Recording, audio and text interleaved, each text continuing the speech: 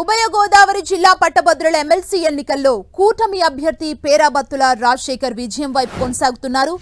4 రౌండ్లు పూర్తయ్యేసరికి 41,000 ఓట్ల ఆధిక్యంలో ఆయన ఉన్నారు. మరో 4 రౌండ్ల లెక్కింపు పూర్తి కావాల్సింది. రౌండ్కి 10,000 ఓట్లకు పైగా మెజారిటీని పేరాబత్తుల రాజశేఖర్ సాధిస్తున్నారు.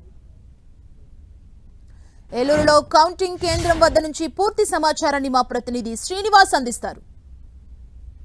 ఉమ్మడి తూర్పు పశ్చిమ గోదావరి జిల్లాల పట్టభద్రుల ఎమ్మెల్సీ ఎన్నికల కౌంటింగ్ ప్రక్రియ అయితే కూడా కొనసాగుతుంది. ప్రస్తుతం ఏలూరు సిఆర్ రెడ్డి ఇంజనీరింగ్ కళాశాలలో ఎన్నికల కౌంటింగ్ అయితే కూడా కొనసాగుతుంది. మొత్తానికి 8 రౌండ్లలో ప్రస్తుతం కౌంటింగ్ పూర్తి కానుంది. అయితే ఇప్పటికే 4 రౌండ్లు కౌంటింగ్ పూర్తయింది. 5వ రౌండ్ కొనసాగుతుంది. అయితే ఇప్పటికే మొత్తం అంతా కూడా దాదాపు 1,22,000 ఓట్ల లెక్కింపు అయితే కూడా పూర్తయింది. మరి ఇంకా మిగిలినటువంటి ఓట్ల లెక్కింపుకు సంబంధించి కూడా మొత్తం 2,18,902 ఓట్లు అయితే కూడా లెక్కించాల్సి ఉంది. అయితే ఇప్పటికే సగం ఓట్లు లెక్కింపు అయితే కూడా పూర్తయిన నేపథ్యంలో అయితే గెలుపు ఓటములు ఎవరనేది కూడా ఇప్పటికే ఒక క్లారిటీ వచ్చిన సందర్భం అయితే కూడా కనబడుతుంది. ప్రధానంగా కూటమి అభ్యర్థిగా బరిలో దిగినటువంటి పేరాబత్తుల రాజశేఖరం ఇప్పటికే 41,153 ఓట్ల ఆధిక్యంలో ఉన్నారు.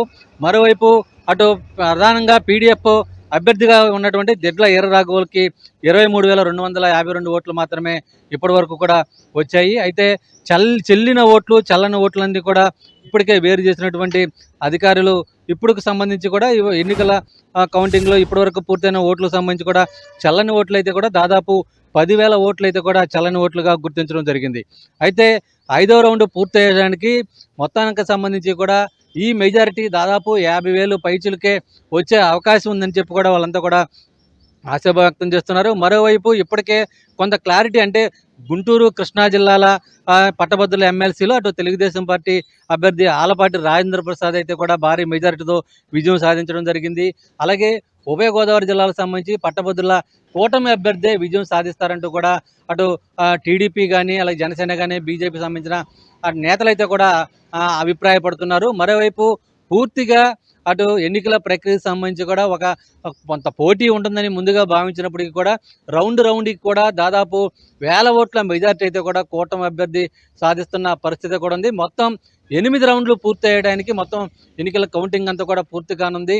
అయితే ఈరోజు మధ్యాహ్నం వరకు కూడా ఈ కౌంటింగ్ ప్రక్రియ కొనసాగే అవకాశం ఉంది. మొదటి ప్రాధాన్యత ఓట్లోనే మొత్తం అంతా కూడా గెలుపు ఓటములంతా కూడా డిసైడ్ అయిన కానున్న నేపథ్యంలో ఇక రెండో ప్రాధాన్యత ఓటు వైపు కూడా వెళ్ళే అవకాశం ఉండకపోవచ్చు అని కూడా తెలుస్తుంది. ఈరోజు మధ్యాహ్నానికి అయితే కూడా పూర్తి స్థాయిలో ఫలితాలు వెల్లడయ్యే అవకాశం కనిపిస్తుంది. ఇప్పుడు ప్రసాద్తో Srinivas, TV, Eluru CR Reddy engineering కళాశాల నుంచి.